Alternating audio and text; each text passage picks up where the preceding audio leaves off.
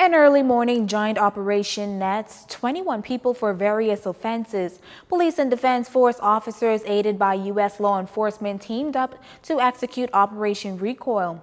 The target, prolific offenders, organized crime groups, and wanted suspects.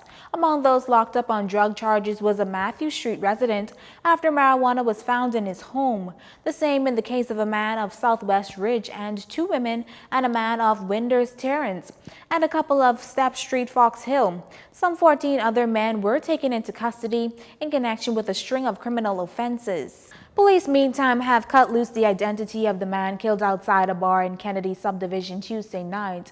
He's Torino Bevan White Jr. of Willow Tree Street. According to investigations, the 23-year-old was sitting in a vehicle when a group of men pulled up. One of them opened fire, shooting White multiple times. He died in hospital. We can also tell you that 3 men could soon appear in court following their drug arrest over in Grand Bahama last evening. Armed with a search warrant, a team of DEU and rapid response officers headed to a home on Redwood Lane after 6 Wednesday. There they discovered 3 packs of suspected marijuana with a street value of some $8,000. A large amount of cash in U.S. and Bahamian currency was also seized. In related news, the makeup of the much talked about marijuana committee is still unknown, but as has been widely reported, among the group will be Pastor Emeritus of New Covenant Baptist Church, Simeon Hall, who shared with us what he plans to contribute to the discussion. My position is from a pastoral perspective. I believe that as best we can, we should facilitate helping people who cannot afford medical insurance. I think it's egregious that in 21st century we have people who are dying because they cannot afford medicine, they cannot afford insurance. And so if you could find some remedy grown in your backyard, then I have no problem with it.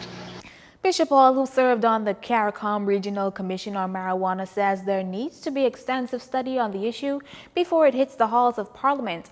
That said, he maintains there's much more to gain from decriminalizing the herb. The Europeans exploited us with corn and sugar. We must not let them exploit us again with cannabis.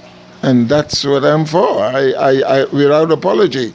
I'm not saying go out and smoke marijuana. I'm saying if it could help people, if people could find medicinal value.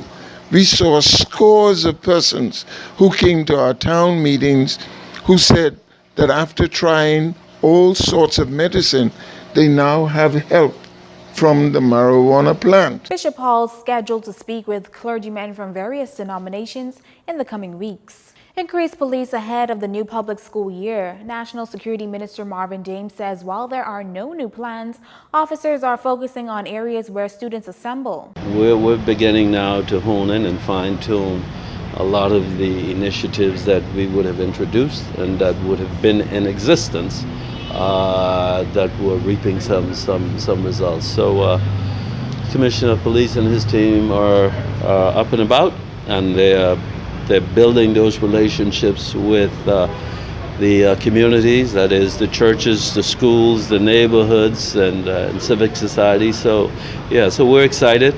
Things are shaping up.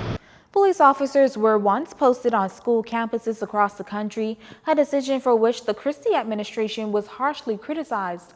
At the time, some argued that it was unwarranted, considering the Bahamas hadn't experienced school shootings as in the United States, but the National Security Minister believes it's good to be proactive. School is just a microcosm of a reflection of our entire community. And so it means now that we must all step up.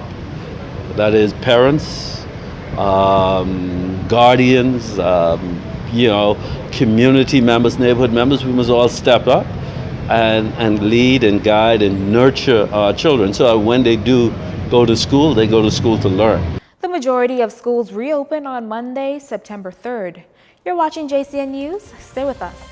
This segment of the news was brought to you by Alive.